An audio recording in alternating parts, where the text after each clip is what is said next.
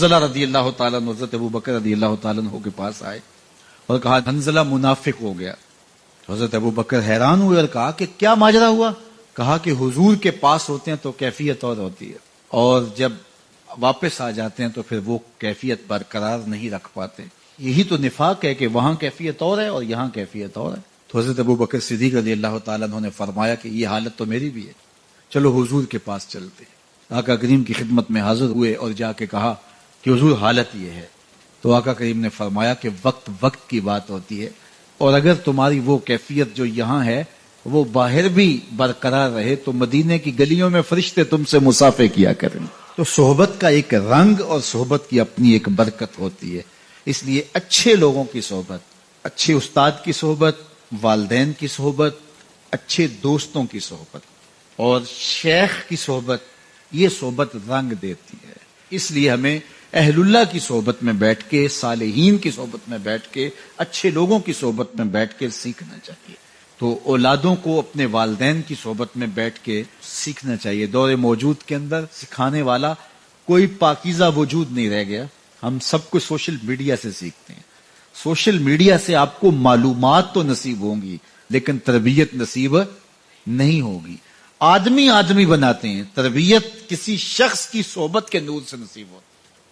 شب برات کو اور دیگر بابرکت راتوں میں جہاں اپنے بندوں کی وہ مغفرت فرما دیتا ہے لیکن مشرک کی کہیں بھی مغفرت نہیں ہوتی ہے. دوسری بات، کینہ پروری، بغض، دشمنی، گندے اور میلے سینے والے اللہ کو پسند نہیں ہے. دل علائشوں سے پاک ہو، بالخصوص نفرتوں سے. بغض اور اناد کی بھڑکتی ہوئی آگ اس کے سینے میں روشن نہ ہو. تیسرا شخص قاطع رحم ہے، جو رشتہ داریوں کو توڑتا ہے. چھوٹی چھوٹی بات پر وہ کہتا ہے کہ بس میرا تمہارا جینا مرنا ختم ہو گیا. ہاں، کچھ لوگ ایسے ہوتے ہیں کہ جن کی شر حد سے زیادہ بڑی ہوتی ہیں، ان سے تعلقات محدود کر دیے جائیں، لیکن یہ مطلب نہیں ہے کہ ان کے ساتھ تعلق بالکل توڑ لیا جائے. چوتھا شخص والدین کا نافرمان ہے، والدین کا بے ادب کہیں بھی اللہ کی رحمتوں کو نہیں پا سکتا.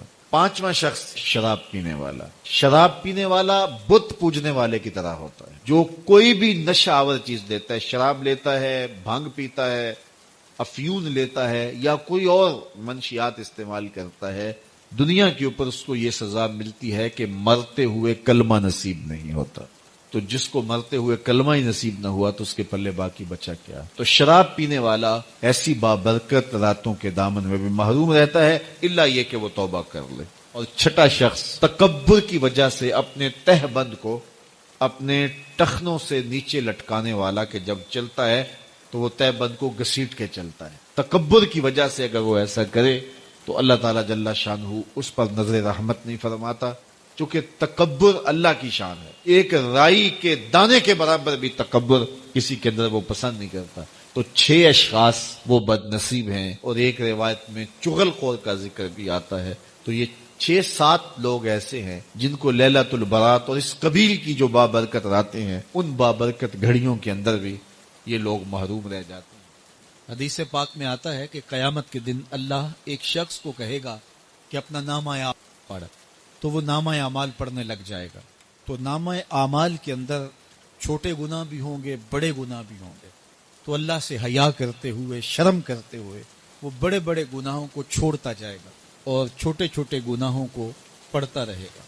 جب وہ سارے گناہ پڑھ چکے گا تو اللہ تعالیٰ اسے فرمائے گا، میرے بندے، تو نے یہ جتنے گناہ پڑھے ہیں میں نے سب کو بدل کے نیکیوں میں تبدیل کر دیا. تو بندہ کہے گا، اللہ ابھی تو میرے بڑے بڑے گناہ رہتے ہیں جو میں نے پڑھے ہی نہیں. حضور جب یہ بیان فرما رہے تھے تو حضور اتنا مسکرائے کہ صحابہ نے حضور کی داڑھیں دیکھ لی. تو پہلے وہ بڑے بڑے گناہ چھوڑے جا رہا تھا، لیکن جب اللہ فرمائے گا کہ میں تیرے گناہوں کو بدل کے نیکیوں میں تبدیل کر دیا، تو وہ کہے گا ابھی تو بڑے بڑے گناہ رہتے جو میں نے ابھی پڑھے ہی نہیں. تو جب کوئی بندہ اس کے حضور توبہ کرتا ہے، اللہ یہ نہیں دیکھتا اس نے گناہ کتنے کیے ہیں، یہ دیکھتا ہے بندہ آیا میری چوکھٹ پہ ہے، تو اللہ اس کے پچھلے سارے گناہ معاف فرماتا ہے.